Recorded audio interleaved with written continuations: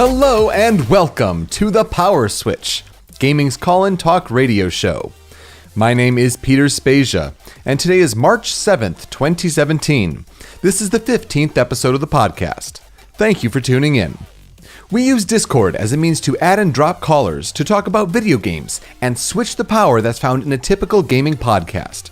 You can join our server to participate during recordings at rhymeswithasia.com/call.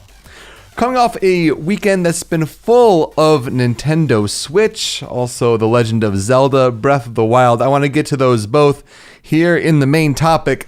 Let's start with that Nintendo Switch launch. The last time we did a show was March 1st, and so that was a couple days before the launch, and even when we released it, it was still a little bit before the midnight launch. So for those that went to the midnight launch at your respective retailers, I hope it was an interesting adventure, a successful one. If you got it through Amazon, hopefully that went well. Amazon had some issues there shipping out Nintendo Switches and even canceling some Master Edition orders of Breath of the Wild.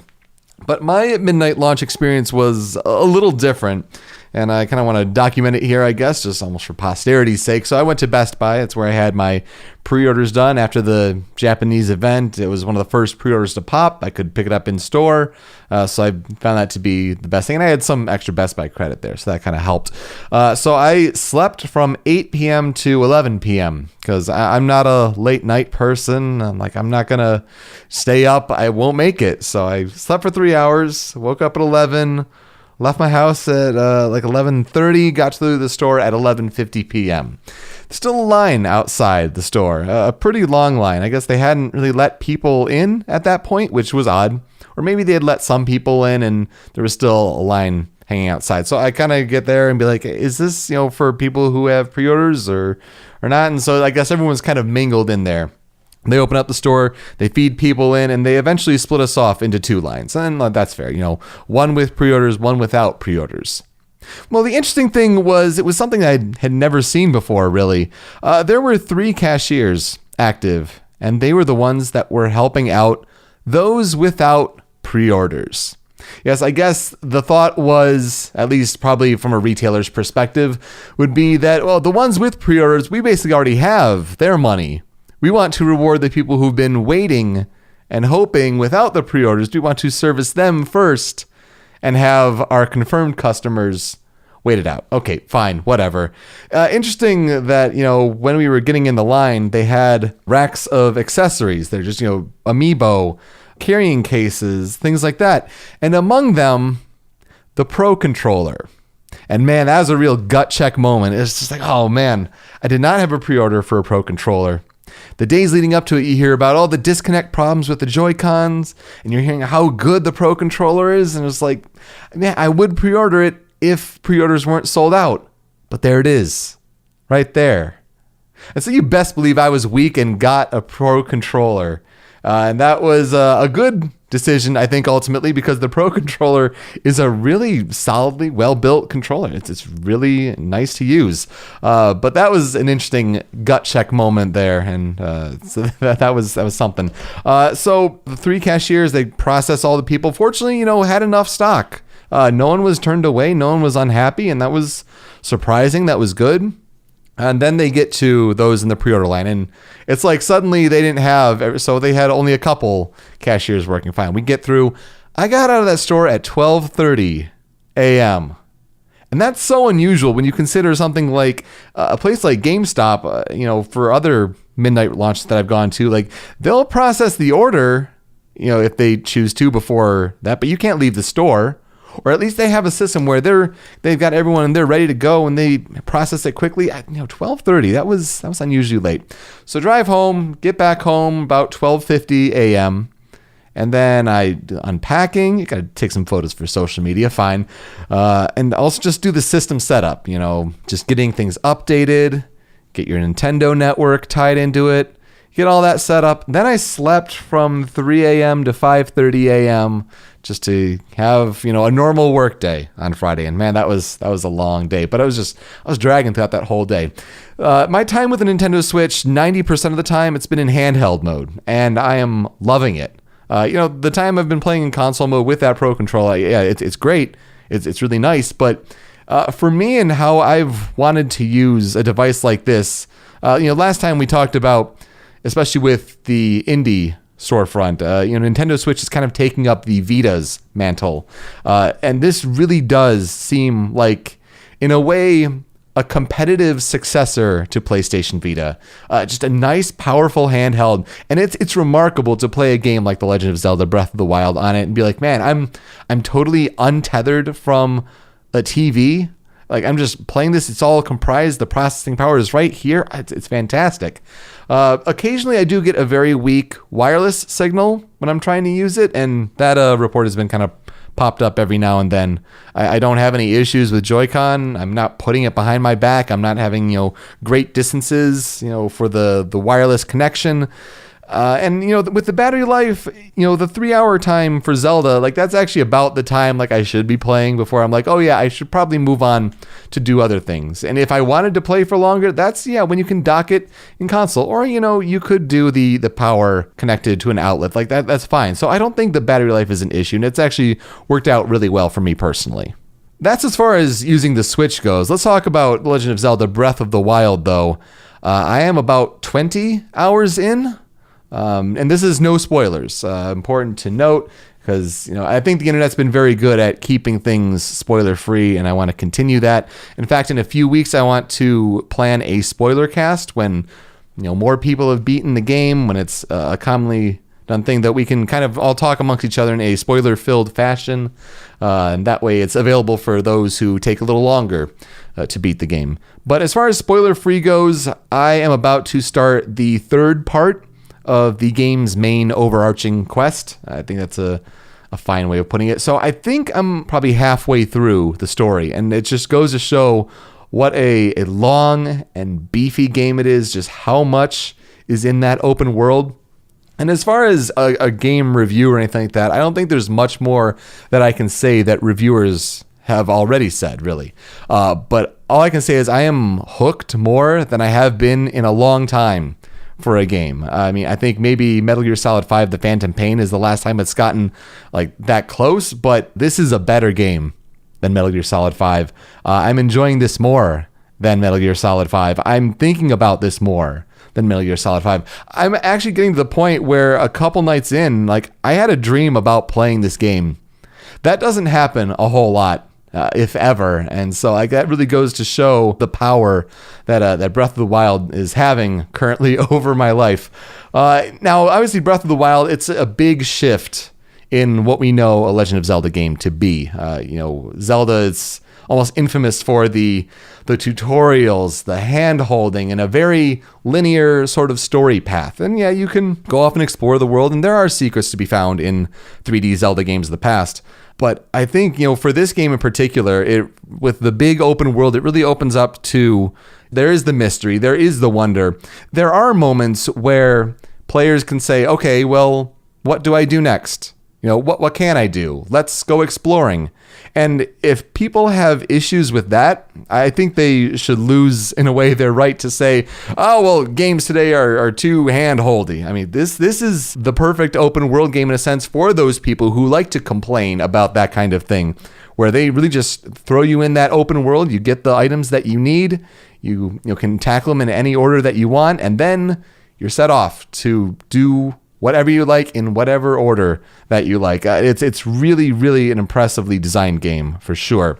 And it's certainly taken cues from different games. This game was not designed in a vacuum. Whether you look at the Elder Scrolls V Skyrim or the Dark Souls series, I mean, just, picking up everything in the world, just a big world at your disposal. And also, the game is punishingly difficult. It is probably the most difficult Legend of Zelda game that they've ever had. I mean, the amount of times I have died from basically one-hit kills is staggering. Just the amount of times I've died, period, is remarkable. To the point where I was getting frustrated at a couple points, and my wife asks, if you're still playing and going forward with this, I mean, why not play Dark Souls? Because that's not a series that I've found even interesting or possibly enticing. Like, I don't play games for the difficulty, but with Zelda, the way they have their autosave system in most cases, because there are a couple outliers, but in most cases, to have the autosave system basically, throw you right back to something we can just jump right back in and try something different without much punishment. You're not wasting your ammo in essence like that. It's really, really well done. And it's the point where you just want to keep trying and try different things and use different tactics. And I think what makes me interested at the end of the day is that it's underpinned with The Legend of Zelda. I mean, why go to Dark Souls? Because Dark Souls has a lore I don't care about. It's a world that has no connection to me, but at the end of the day, Breath of the Wild is a Legend of Zelda game through and through. The characters, the scenario, the legend, as it were, it's all there, but just it's taken a different approach. And it's remarkable to see the exploration be so rewarding, the secrets that are being talked about and shared with friends online and offline, the sharing stories of the different crazy ways that people have died in this game. It's that community discussion that's really reminiscent of games past, and it's a special feeling with this game in particular. I came across a boss that if you get that far, you may recognize. You have to come across 20 shock arrows during part of your quest, and it involves encountering an open world boss. It's required for story progression, and when I first encountered him, I'm like, all right, let's try to beat him. Punishingly hard, so difficult, and some people have beaten him, and that's really impressive. That's great, but for me, it was a point where I was dying in one hit, and you could not mess up. And there's a ton of health. I think it was 2,000 HP. That's pretty crazy for that point in the game. But then, I kind of talk to some friends online and do some research and say, oh, well, you can stealth your way around that because all you need is the arrows. So that's what I do. And then I progress in the story. And yeah, maybe I'll go back and take on that boss in the world. But, I was able to progress. And I wasn't at a total standstill because there is that conversation that's happening. I think that's really impressive. So at the end of the day, people are wondering, is The Legend of Zelda Breath of the Wild the best Zelda game ever made? All time, best ever. And it's pretty remarkable with a Metacritic score of 98 with 71 reviewers. It has a 97 on OpenCritic as well. I mean, I hate to harp on it, but it all goes back to one of the earlier episodes we did of the show where we did 11 predictions for the video game industry in 2017. And when I said, Breath of the Wild will have the highest Metacritic score at the end of the year, I thought, there's a pretty good chance of that. And now we're looking at 98 right now. It's looking pretty solid. I mean, few games have ever eclipsed that mark. To say it's one of the best reviewed games of the last 9 years, that's remarkable. I mean, scores going back to Grand Theft Auto 4 was the last time on that website in particular that an average aggregate of review scores reached that high. It's remarkable. But I think it's still too early to tell. You can look back at the critical reception for The Legend of Zelda Skyward Sword and people saying, oh yeah, well, people gave Skyward Sword 10s back in the day, but how has that turned out? And then they play Breath of the Wild and their minds are blown. You're seeing some tweets like that, which is interesting. But it's a good point. A lot of people are very high on Zelda games if they're done well very early on. But I think the public consensus, it's dependent on game completion, for one, but also time to kind of stew on it and think about how it's really developed. Obviously, it can capture you in the moment, but I don't think we'll know the full answer to, is this the best Zelda game of all time, until we wait on it. And, it's tracking that way, though, and it's certainly capturing feelings that people had of the original game back on the NES, or even Ocarina of Time, just, the exploration that could be had. But I think it's important when we start eventually having those conversations of if Breath of the Wild is the best game of all time, people could even put it in that argument. That's crazy to say, is it the best game period of all time? But as far as best Zelda game of all time goes, when we start having those conversations, I think it's important to note best versus favorite. Because we certainly all have our favorite Zelda games, and certainly some people can say, well, Ocarina of Time is my favorite Legend of Zelda game.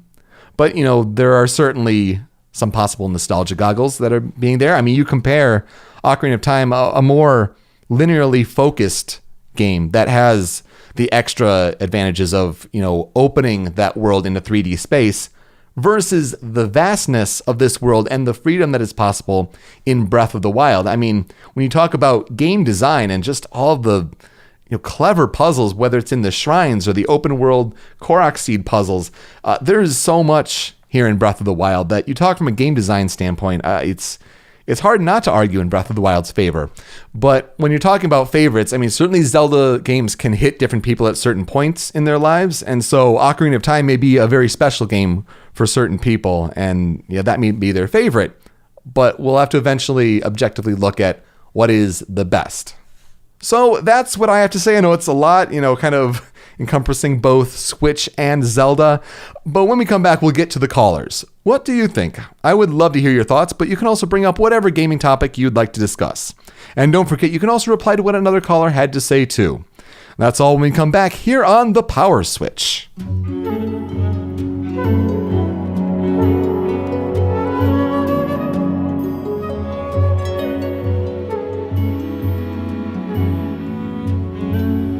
Welcome back to the Power Switch. Let's get to the callers. I'm sure we have people itching to talk about Zelda and their first few days of experiencing that game and Breath of the Wild.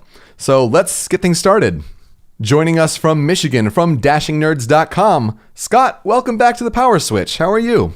Always good to be here, Pete. Doing well. Just taking a bit of a break from Breath of the Wild to come talk about Breath of the Wild.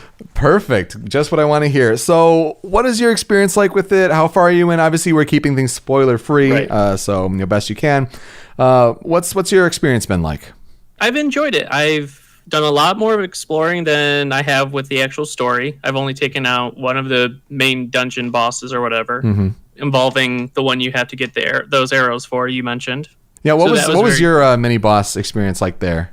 I had encountered one of those just exploring long before I had even gotten that mission and found him on the rock. Oh, interesting. Because there are more of them throughout the world that you can stumble upon. And I stumbled upon them in like a forest clearing somewhere. I don't remember when. And I was like, oh, this guy is big. So I did the sneak route because I have one of the gear sets which specializes in stealth and kind of sneaking around. So just kind of snuck around and picked up the arrows and then jumped off the cliff and sailed away. Yeah, if you keep to the outskirts of that clearing, it's certainly possible to do that. But yeah, wow, he is tough. And yeah, kudos to those who beat him. Like it was very reminiscent of Dark Souls to just as even someone from the outside of Dark Souls to it's like, oh, you in one hit, if you miss your dodge here, you're dead. And you got to try all over again. It's like, oh my God. Much like Dark Souls also, you can kind of bait the enemies to using specific moves. I tried fighting him a couple times and he'd do his 2 hard slashes and I would jump back for both. And on the second one, it would enter like the bullet time slash slow-mo. Which is such a rewarding game mechanic. That's so cool. It's a very cool one. Overall, though, I'm definitely having a good time. Like, I'm having a really good time with it. I find myself playing it longer than I mean to. It's the first open world kind of action game where I feel like a very small part of it. In just the mountains you climb and everything like that. Link just feels so small compared to the architecture and everything you see. I feel like I am part of like an entire world as opposed to like a continent or something. Yeah. I'm at a point right now where I'm trying to unlock all of the different towers just to kind of open up that map, at least visually. And I have like 3 left, I think. And I just hit one where I got one stamina vessel upgrade. So you have the full one, and then you have that 1/5 there. And for most of what I was exploring before then, I'm like, oh, this is fine. This is all you need. I'm just going to pour the rest of it into heart containers. Well, I hit this tower, and it was like, oh, there is no platform that you can easily climb up to. Okay, I mean, just for a long ways up. Okay, well, let's see the cliffs around. Okay, well, there's the only possible one that you could glide to and still have enough stamina, but let's try climbing up these cliffs. And through whatever angle, I was just short. And so it was the first time where I was like, okay, I need another stamina vessel. So I think it's impressive that most of the world is open for just, you only need the one upgrade there. And because you certainly need the heart containers in this game with how hard the enemies hit. But I'm glad in a way that I've gotten to that point, and so hopefully that one extra, so making it 2 stamina vessels should cover most of the game, I'd imagine. Yeah, this game has such a great sense of discovery to it, and the use of physics and everything. Like last night before I went to bed, I literally just randomly stumbled upon the Master Sword. Yeah, I was like, yeah, that's crazy. Okay, that's cool. And I really like how they handle the Master Sword, and so you don't get it too early to make yourself super overpowered. It's an interesting idea they had with it. And I'm sorry if people are saying, spoilers. The Master Sword is in Breath of the Wild. Master Sword's on the cover. Calm yourself. Not a spoiler. Hold on to your butts. That's pretty cool. I'm interested to look into how to get it, but I certainly have not come across that yet. The whole weapons breaking system. I do not like the weapon. There's a couple things that I do not like about this game. I feel the weapons break too soon. I agree, yeah. I think they break too soon, and I wish you could at least do some crafting or cooking out on the trail. I know you can throw items into a fire and kind of cook them, but you should be able to buy a portable pot. That would be or interesting, something, yeah. Or make even simple arrows. Just because so much is tied to the arrows in this game. It's a much more important weapon, I feel, in this game, that to have to stop what you're doing, go back to a town and buy more arrows or try and scavenge more arrows. I don't like it. Mm-hmm. And then you're also throwing into, your bow breaks. Yeah. And granted, there is a plethora of weapons you can pick up. And I've mentioned my dissatisfaction with how the weapon breaking system was implemented. It's there's weapons everywhere. It's I know there's weapons everywhere. But at the same time, I have these cool weapons I want to use, but I know I can use them for maybe a fight, maybe 2. Mm-hmm. Yeah, and then they'll break and then they'll be lost. So, and I do like that it gets you to try different things, because otherwise you would just spam the one that's your favorite or the one that's the most powerful. Let me take a weapon husk back or a shell back and then pay money to repair it, or give me the option to kind of fortify or strengthen it so it lasts a bit longer. Right. Or I just feel like it, especially coming from Horizon. I played some Horizon and I came to this, which has an arrow crafting. You craft weapons and things pretty much on the fly to keep going. Well, most the arrows anyway. Right.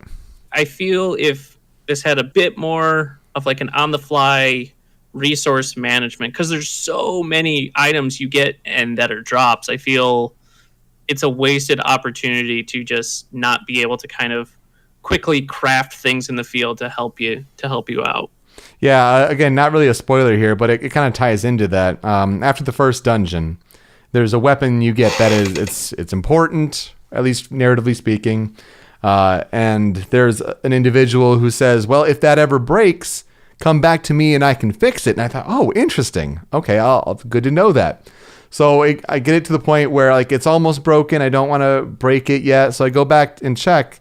And he says, oh, well, yeah, I need this. I need some rupees. I need a diamond. And I'm like, get the fuck out of here. That's ridiculous. It's a cool looking weapon, but it's not a diamond worthy weapon. I know exactly what you're doing. And for those of you that haven't played it, diamonds are rare ore material you can get from some points or in some shrines that I guess you can use to repair things like this. And for how or you rare, can sell it for 500 rupees. Yeah, I'd say for how rare rupees are, you want to be selling those ores for rupees. So yeah, it's crazy there. There are some things that are, I guess minor annoyances, but when you consider how well designed everything is, and even the narrative, again, not to go into spoilers, but I really like the stakes in this one. What Link is, the choice to give the player no option to name the characters. I mean, obviously the voice acting, it's okay. It's not great. It's fine. It's serviceable. It's nice to have the voice acting. It's better than Metroid Other M. That's all I'm going to say. That is true. Better than Other M. But to have them always refer to you as Link, and who Link is this time around, the legend that goes with it all, I really like the narrative stakes. They're really strong in this game in particular, I think. Throughout the course of the game, you know exactly what part of the timeline this game falls on. Mm-hmm. But what I'm curious about is when the 10,000 year ago stuff happened. Yeah, where that fits in. I have theories, but yeah, I think that stuff's more for spoiler cast there. Exactly. But my question to you, Pete, is actually I have two questions. Where does Zelda go from here? It's really interesting. Console Yeah, Zelda. they just had an interview on Kotaku. Jason Schreier talked to, I think his name Shibayashi or something like that. The director of this title in particular. And it basically asked that same kind of question. And, they were just kind of joking. It's like, oh, if it was, so big, maybe we make this one so small. Oh, it's just contained right here in this room where we are right now. Ha, ha, ha, ha. But they don't know. I think they still have to kind of see how this fully plays out. And like we said, the full reception. Like, give it time, give people time to, beat the game, a wider audience than just the few that have. But also just time to kind of marinate and sit on it. I think could certainly be some interest in creating another game like A Link Between Worlds, at least in the interim, because it takes a long time, obviously, to make this game. I mean, what it was, 6-7 years from Skyward Sword to this one, 6 years. So I think that'll take some time to create another game with this level of polish. I certainly think they'll find success with the kind of open world design and structure that they've done. The combat is really solid and rewarding this time around. I think, maybe make some small tweaks there, but maybe they make a game like Link Between Worlds in the interim that is a kind of smaller scale, more Link to the Past like. It was really interesting where, I played and beat Link to the Past right before this, and I think it was an interesting comparison point where for the time, Link to the Past was amazing, and it, set this new standard of what Zeldas could be, that they kept trying to emulate it in different ways. But it was a very contained yet wide open world for the time with all those secrets and whatnot. The sense of scale that Breath of the Wild allows for here is just, there's so many more possibilities. And so you open it up a lot more to player freedom as opposed to, Link to the Past's strict narrative, kind of hand holding, like this is number one dungeon. You can go to the other ones out of order, but we're recommending that this is the order that you do. And here's this specific path for the narrative. And it kind of constrained in a world for the time. So, I think, Zelda could exist in kind of both those scales, kind of more a tightly narrative driven sort of experience versus the wide open sort of experience that we're getting with this one. Yeah, I think my thoughts are kind of on that same. Keep the console versions more wide open, kind of like Breath of the Wild, but should 3DS continue on or successor to 3DS, if there will be one, I think those will be more the older, traditional Link Between Worlds style of Zeldas. I could see that happening, kind of like how they did with Metroid when Metroid Prime originally came out, because you had Metroid Fusion on Game Boy Advance, the more traditional handheld system, and then the brand new version on console. I'd be interested to see their post-mortem statements on Triforce Heroes, because running through the Zelda games in my mind, I totally forget that one exists. And I think it's because it didn't leave a mark. I mean, maybe some people who got to play it with others had a great time, but man, that's a tough one to remember. Way, I have Triforce Heroes, I've had it for ages, but I never had anyone to play with, so I've played pretty much none of it. It's one of those, I'll get to it one day kind of things. Right. And then where do you think the DLC is going to be, the DLC story? I'm going to put my money down right now that it's the 100 years past that they keep referencing. Oh, that would make so much sense. I could see them doing that, like how the bad stuff and everything happens and everything that is shown and is talked about. Because the way that they convey what happens there in the past with the memories that they scatter throughout the world, again, it's not any spoilers, but the way they convey that, like, it's effective, but there's only so much. And so I think there's a way you can certainly expand on that in DLC. On a past episode, we mentioned, or I've had a theory that, maybe this is your chance, Nintendo, to have Zelda be a playable character. And I think, there is possible potential there if you do the 100 years ago sort of idea. But like I said, it all depends on the narrative. And so I think that's the way. Yeah, I think that's a really smart idea for how they can handle that. I'd be interested to see what they mean by the new hard mode, because all the people that were complaining, well, hard mode comes standard in this game. Like, are you saying that now after playing this game, you want it to be even harder? You think this was too easy for you? I mean, that would be interesting to see. I just hope that their idea of a hard mode isn't incorporating like a survival mode where you have to eat regularly or do those things like that. Because I feel that would be a cop-out. Right. I feel like I'm eating enough as it is.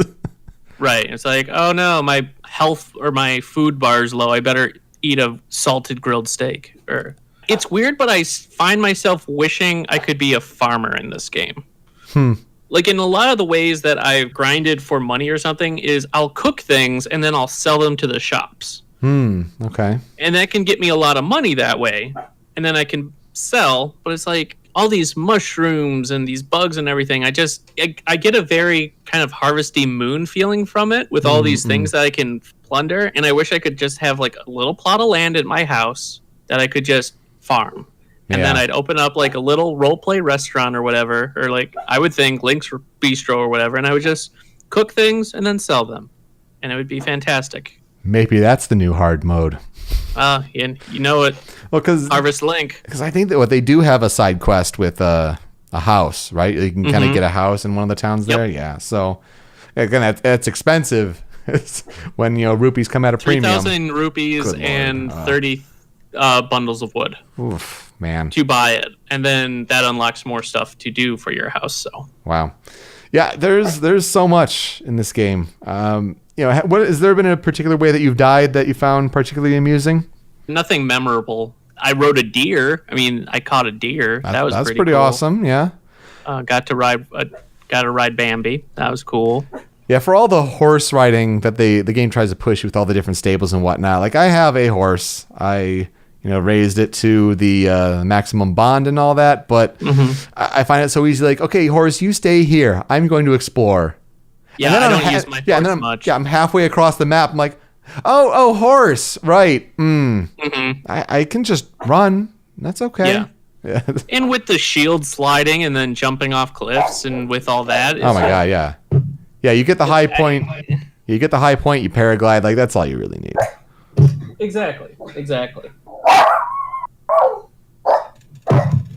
This reminds me, the amiibo usage I have not taken advantage of yet. Wolf-Link. This is true. Wolf-Link in particular. Yes, Wolf-Link. And like the other Zelda amiibo unlocks like old Zelda tunic. Or that's old awesome. Link tunics. That's awesome. It's testing my resolve to not open my amiibo. Oh, that's true. Yeah, I think I just got to bring my Switch downstairs where all of mine are stored and just like plop one after the other. That's got to be something I do. Have you been mostly playing on the console or the handheld? Console. Yeah, okay. I do console, and then when I go to bed, I'll put in another hour and a half on handheld. So nice. I've noticed the frame rates that people have mentioned. It doesn't bother me too much. I haven't encountered any of the lag or the desync issues, but I'm pretty close to my system, so it's like, But I'm loving it. I'm excited to see where it goes. Just continuing awesome 2017, that's for sure. So many games. So many things. All right, Scott, any new big projects on dashingnerds.com? I'm currently actually writing a article that compares Horizon's take on the open world with Zelda's take on the open world. So that should be in about a week or so. That'll be up. And then we're also going to be doing a look back and kind of thoughts cast on Zelda in the next week or so over at Dashing Nerds. So lots of stuff being worked on. And then time hops every week. So very cool. Well, check them out there. Also on Twitter at SolidSnake120. And Scott, thank you for your time. Thank you for calling in. Always good to be here, Pete. Thanks for having me. And joining us from New York, Ken. Welcome back to the PowerSwitch. Hey, thanks for having me again. No problem. We were talking a bit before the show. You have beaten The Legend of Zelda: Breath of the Wild, which, for as early as you did, that's gotta be crazy. I was looking at your Twitter and thinking like you had to have been doing nothing else but eat, sleep, and play Zelda. I barely ate, to be honest. Oh God, and sleeping, well, I could only imagine. Yeah, I took off that Friday from work, so I started playing basically Thursday at midnight. After the launch, I played all day Friday, all day Saturday, all day Sunday, and then beat it for the weekend. It was up. Wow, that's got to be nice. That's got to be nice. By beating, I just mean the main storyline as well. I'm still probably only 30 or 40% through the game entirely. Oh, of course. I mean, I for Gerard the completionist and his YouTube channel, I mean, heaven forbid people are critiquing him and saying, "Oh, you don't have a video ready for launch day." Like, do you realize like how big this game is? Yeah, and he says he's got a month, and that's probably fine for him. Like, I can only imagine when he makes that video. But yeah, there's so much to that game. Obviously, spoiler free. I mean, what are your thoughts as someone who's beaten the game? It's my new favorite Zelda. Good. By That's far. good to hear. Like, honestly, the entire time I enjoyed my experience. I really had no big issues. Like, there's a couple of nitpicks here and there, but nothing to like mark it down a letter grade in terms of gameplay or overall experience. So, excellent. Yeah, excellent. it's like perfect in my mind. Wow, that's really good to hear. I think that's going to be really the interesting thing to see is when more people beat the game and how the public perception of Breath of the Wild kind of formulates, and when you start comparing it to something like Ocarina of Time and how that kind of stands up. Did you have any particular memories, big moments that you kind of amazed you, or deaths that made you laugh or anything like that? Yeah, I have a couple good death stories. Mm-hmm. When you finally go towards like the Goron area where it's all like fire and whatnot. Yep. The fire physics in the game are incredibly brutal. Yeah. Oh God. While fighting, I took out an ice arrow to shoot an enemy. After I let go of the arrow, it instantly melted. So the arrow just disappeared completely, didn't do any damage whatsoever. And when you take out a bomb arrow, because the area is very flammable, taking out a bomb arrow kills you, like blows up instantly as you draw the bow. So you can't use those either. That's really interesting. There's a lot of fire mechanics. I don't want to get into all of them, but like it's probably the most brutal part of the game when you get to the fire area. I know when I get hit by a fire arrow in particular, like that, it just kills you instantly, and it's just like, or it feels that way at least, and like that's really tough.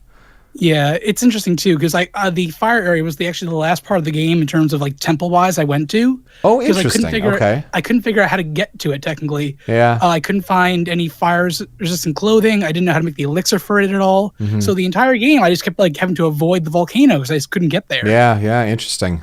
And that just shows how well designed it is that you can really go out of order. I mean, what I did is I got you could buy elixirs, fire elixirs from the stable that's nearby. There's a woman sitting there, and you can buy fire elixirs that give you like 6 minutes, 10 seconds of and that at least one of those gave me enough time to go into the town and then buy the fire resistant clothing. Yeah, eventually I started like going around the side of the mountain and kept finding all these fire resistant lizards. And there's a guy at the base of the mountain who wants lizards for his clothing. And then he gives you fire resistant clothing. So like, okay, and I finally got into the mountain. That's I kept having to like run in, grab a lizard, run out, like go back and forth over and over again. That's actually that's better than how expensive the fire clothing got. I mean, because I think you needed like 2 of those to have full protection from fire, and like that was almost like 1,500 rupees. It was a lot. Yeah, and that's really interesting too. I mean, the first big hurdle in the game is how to protect yourself from ice, from the cold. And to hear all the different stories on how people are solving that puzzle is really interesting. Like, whether you carry a torch up the mountain, or you keep making spicy food for yourself, or what I did, there's a book that tells you a recipe on, if you find this recipe, I'll give you a piece of clothing that prevents you from cold. And like, so that's what I followed and did. And so like it's really interesting just to see the design on how there are so many different ways to go about that puzzle. I think that's gonna be the biggest part of this game is the fact that everyone's crafting their own story. There's really no wrong way to go. You can solve puzzles in a multitude of ways. Like me and my buddy are having completely different experiences. He went down to the south first and went to the Gerudo Valley for the first area. Wow, really? Temple. Yeah, like everyone seems to be going Zora first, but he went right to Gerudo by accident. Yeah. It just goes to show you can do anything you want in this game. That's remarkable. That's really cool. So I guess if we're naming races, which I wouldn't say it's necessarily a spoiler really per se. I mean, it's in all the marketing. You're seeing all the different characters. I'm being vague too, in terms of areas. Right, and if people are still doing the media blackout thing, if they're doing it at this point, I mean, have help you. I mean, so yeah, I've done. If we're talking then that I've done Zora, I've done Goron, and now I'm gonna start Rito.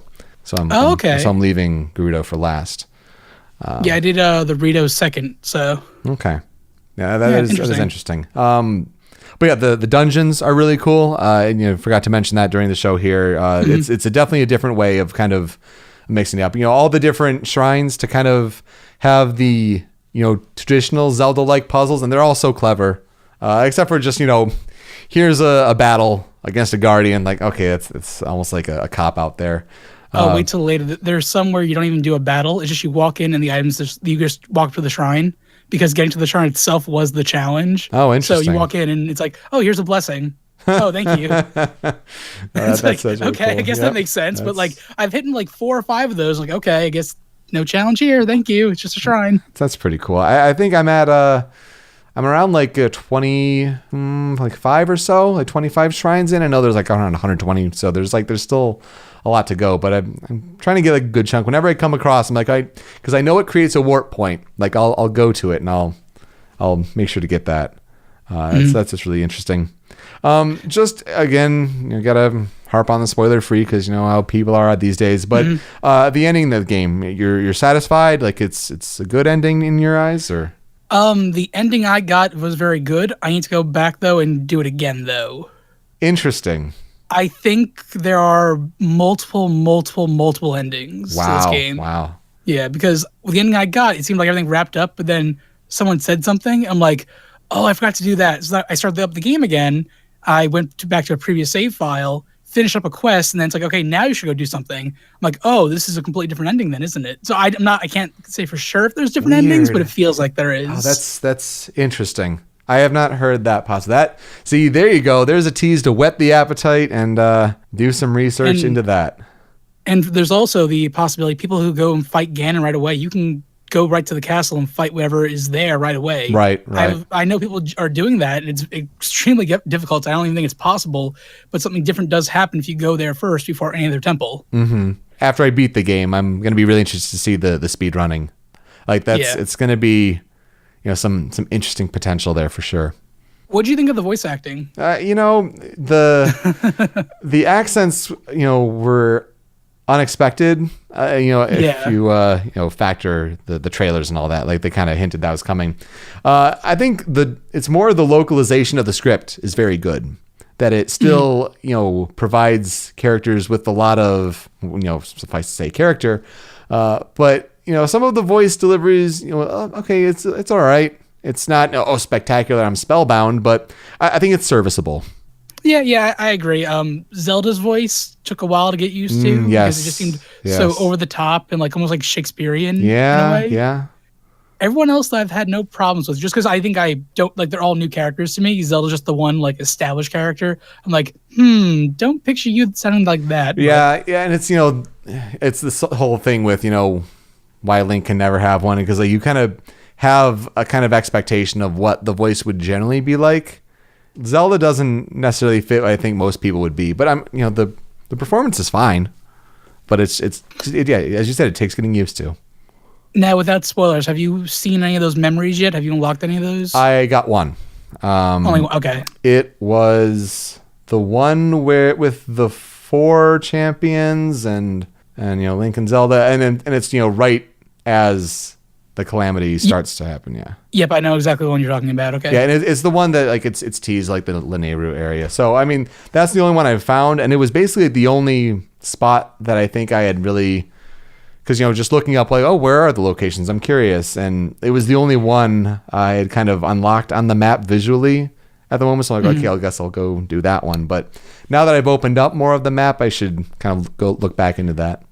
There's a guy in each town too. He's a painter guy, where his head literally is like a paintbrush. Oh, is that is that Picago or whatever his name? Or? Yeah. I think that's his name. Okay. If you help him out, he has a different quest every time you see him. He'll tell you oh, I know that area. That area is by blank blank. So he'll show the memory, the photo, and then he says, oh, that's where that is. So that's really helpful. Come to think of it, yeah, he was the one who mentioned that Lanayru one. Yeah. Okay. Exactly. Yeah. Otherwise, those are really far out of the way sometimes. Okay.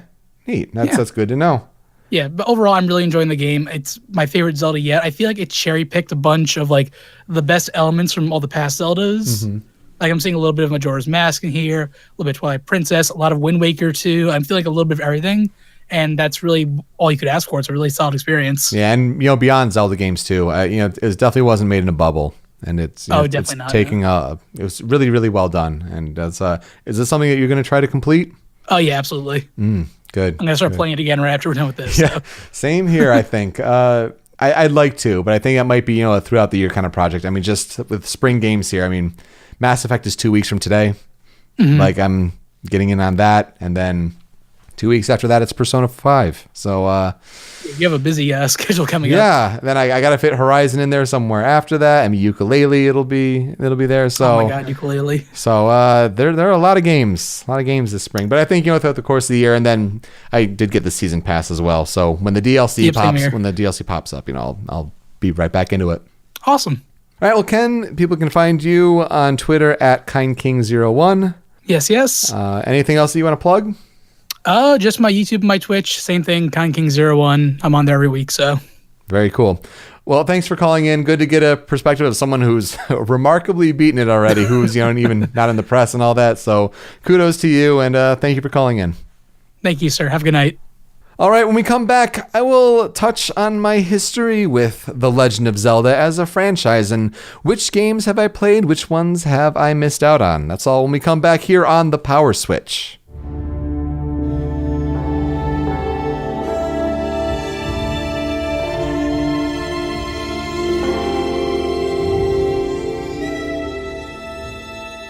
Welcome back to the Power Switch. This week's tempo control music is brought to you by Journey.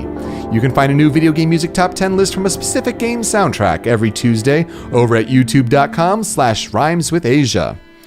Let's get to a new segment. I'll call it What It Means to Me. And I'd like to kind of use this segment to go over a specific game series, especially when it is prevalent in news with the release and whatnot. And we've been talking about The Legend of Zelda this week. So let me talk about my experience, my history with The Legend of Zelda. And we can kind of use it as a springboard to kind of briefly touch on my history with games overall. I mean, I grew up, I think the first game I remember playing was Sonic the Hedgehog 2, but I was playing that at like a family member's house, like an aunt, uncle's house. They just had a Sega Genesis, and on holidays I'd, what's this? And try to play it, and that's good. But, played lots of PC games. I mean, just, dumb things, educational games. Lemmings is somewhere in there. Things like, Logical Journey of the Zoombinis, just Math Blaster, just dumb shit like that. A lot of sports games. NHL 99 was a big one. But as far as the first game system that I owned was a handheld with Game Boy Color, and that would be with Pokemon Blue. This would probably be in 1999. Game Boy Color, I think, came out in November 98 in North America. And, 98 was when Pokemon was taking off, was when it was released, at least stateside here, with the anime, all that. So I was kind of, as a fan on the ground level, close to it at least, with the TV show, watching that when it came out and launched. But with the game, it took a little bit. And so in 99, I got a Game Boy Color and played Pokemon. Pokemon Crystal, Gold and Silver, all that. That was, kind of into 2000. But 2001 was my first Zelda game, and that was The Legend of Zelda Oracle of Ages. An odd one to have it be the first Zelda game with the Oracle games in particular. My parents were always concerned about the whole, you don't want it to ruin your grades, all that. They're, concerned about that. So there were strict time limits on when I played games. So it was an odd upbringing as far as me with video games in particular. And so it took serious convincing the parents with my brother to get a Nintendo GameCube. But this was in the fall of 2003. And we wanted to get it specifically for Super Smash Bros. Melee. But this is 2 years after the GameCube was already out. This was after Wind Waker was already out. And it really wasn't until college when I dove into games hard. And it was with, a residence hall that was big into Smash Brothers Melee, and so that was an easy connection. But then it starts with the hype of Super Smash Brothers Brawl. Obviously, you could say that my Show Me Your News podcast, talking about Brawl, kind of just helped build this fascination about games and paying attention to what is this E3? And it's where game news breaks. And so, what other, game news takes place? And so when that show moved from Smash Brothers Brawl news to games as a whole, that kind of really fueled the passion for games that I continue today. But college was where not only did I really dive into games as a whole, but it was also where I played The Legend of Zelda Ocarina of Time on a ROM on PC. And this was before the Wii came out. Wii was 2006. That was my freshman year. So November 2006. I would say that, yes, it was September of 2006. I played Ocarina of Time for the first time, through whatever means on the PC. You know how to do that. But yeah, that was fascinating because it's like, oh yeah, I really liked The Legend of Zelda with Oracle of Ages. And so going through Ocarina of Time and experiencing that game and on multiple playthroughs, tinkering then with the codes and all those L to levitate fascinations there. And then the Wii comes out November 2006, still my freshman year, and I get Twilight Princess at launch on Wii. So there was that I played right after that. Saw a hallmate play Wind Waker. And I'm like, it's The Legend of Zelda. Like, oh yeah, it's the Wind Waker. It came out on GameCube a few years ago. Like, I had a GameCube, but I had no idea this existed. So I played Wind Waker after Twilight Princess. And, so within that year to play bam, bam, bam, like Ocarina, Twilight Princess, Wind Waker, like my, fascination with games kind of coincides with my fascination with The Legend of Zelda. And so it's an important franchise to me, along with Pokemon. It's kind of my interest in games as a whole, and it's a really important franchise to me. So I kind of wanted to go through the series history of the main entries of Legend of Zelda, kind of just touch on which I've played, which I haven't, which I've only experienced so much. So just really quickly here, Legend of Zelda, NES, Zelda 2, The Adventure of Link. I have not played these. I probably should eventually play at least the original one, but that would take a guide because of how just, notoriously difficult and, obtuse it is for the time. Link to the Past, I played part of, in that college time on Wii Virtual Console. But as I mentioned, I only beat it for the first time just this past week, right before Switch launch. And it's an excellent game. Link's Awakening, I got a few dungeons into it, Chain Chomp and all, but that was on my 3DS for the Virtual Console. And then the SD card corrupted, so I've kind of lost that to the wind. It was good, though. I should go back to that one sometime for sure. Ocarina of Time, played tons of times, starting back in college there. Majora's Mask, I've only beaten through emulation like that. And I can appreciate what Majora's Mask is, bold storytelling for the time, but I really do not like the time limitations. Now, I should give it another chance with on the 3DS and how it makes things clear with like the Bomber's Notebook and all that. I really should give that a chance. Do have the game on 3DS there, but it's just something I need to eventually get back to. But I did beat it once, though it was through the emulation there. Oracle of Seasons, I've played a little bit of, but Ages I did beat. That was the one I had. My brother had Seasons. I just never had an interest to go do that. We did all the trading stuff. That was all really interesting. That was neat to do back in the day for sure. Four Swords I have not touched. Wind Waker is my favorite Zelda game. Playing that one, and then also the HD version. Like it's up there in my top 5 favorite games of all time. I just have a real soft spot like that. That one in particular, struck me, and I really, really enjoyed that one. Four Swords Adventures. We had my friend Miles, you may know him as Super or Soul Harath. He brought it over sometime. He brought over all the Game Boy Advances with the link cables, and we played a little bit of that. I think we got maybe like the second dungeon in that game. It was pretty fun, but didn't go much further than that. Minish Cap, I did a little bit of. Maybe got to the second dungeon there. That's a pretty good one. That's another one I should revisit. Twilight Princess, I played that one, I'd maybe say 6-7 times. I both Wii and GameCube. That's a really, really fun one. I have fond memories of Twilight Princess, especially to go after Ocarina of Time, playing it in college, and then followed right up with Twilight Princess, and you see the different homages. With the Temple of Time and the different bosses there. There's a lot of great memories there with Twilight Princess. Phantom Hourglass was one of the games I got along with Pokemon Pearl when I got a DS Lite. So I played through that one mostly, and it was right at the end. I could not get through the last run of the Temple of the Ocean King that led to the final boss. So I stopped it there. Yeah, I enjoyed that game mostly, but man, when everyone says it's the Temple of the Ocean King that ruins that game, it really does. It's really true. Spirit Tracks. I tried to play Spirit Tracks last year, the year before that, pretty recently, within the last couple of years. I tried to get only so far, and it just didn't catch me the same way. I know people enjoy that game, but it was more of the same, DS style control, and maybe it was just continuing to be burned out from Phantom Hourglass and, controlling the same way. It just didn't really catch me the same way. Skyward Sword. I think I enjoy Skyward Sword more than most people do. I have a particular fondness for the soundtrack. It reminds me of when I was trying to beat that game before it came out through certain means for ShowMeYourNews.com at the time. And man, like before that game released, there were certain aspects where that is difficult at points to try to figure out some of the puzzles. But to power through that game, it was 40 hours, and there was a time where it was all I did for a couple days straight.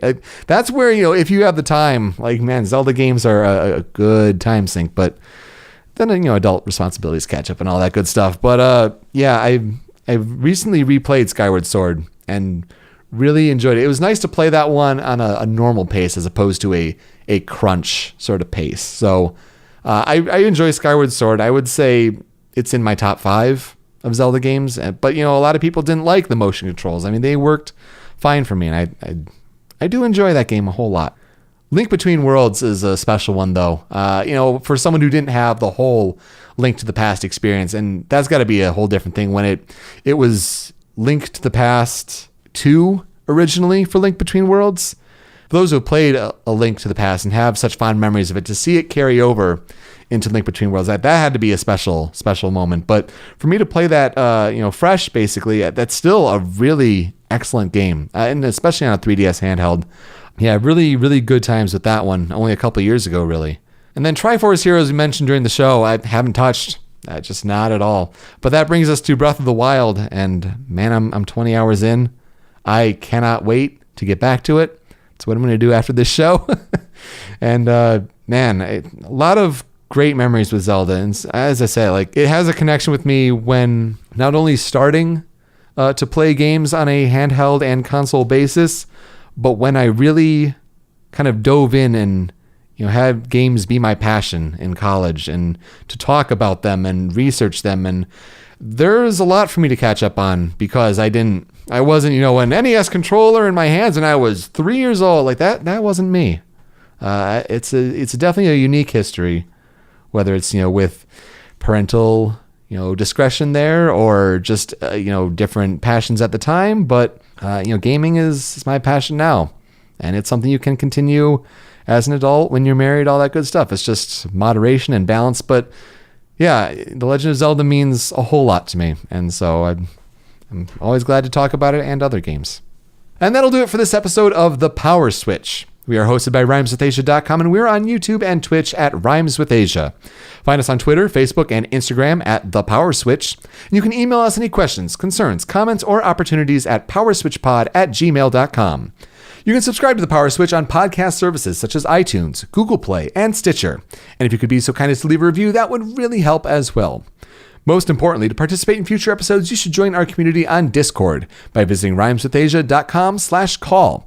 It's a small but growing community, and in these early months of the show, it'll be easier than ever to have your voice heard on this podcast. If there's a YouTube video to watch, Persona 5 preview embargo is up. Timed it with a sizzle reel. That is getting me really, really excited for the game. I know there's Zelda here. Couple weeks we'll have Mass Effect Andromeda. Couple weeks after that, it's Persona 5.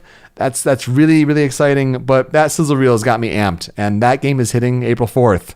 That should be really, really good. Anyway, keep at it with Zelda. I hope that if you're playing it, you're really enjoying it. Let's push to the ending. It may take some time, but I definitely do want to have a spoiler cast in a few weeks' time where we can just really delve into all the details there and have as many people call in as possible to talk about what they thought about the game, its ending, all that good stuff. So we'll hopefully line up another guest for this Saturday. It's in between a couple trips. I have a day trip to Indianapolis in a couple days. I have a Trip to Atlanta starting on Sunday. That'll be for the first half of next week. So maybe we'll have another show from the road next week, but hopefully Saturday we'll have another show with another guest. So look forward to that. Stay tuned to the Discord channel and Twitter as that develops. Regardless whether it's live or on your own time, I look forward to you joining us for our next episode. With that, I am Peter Spezia. Until next time, switch up, call in, game on.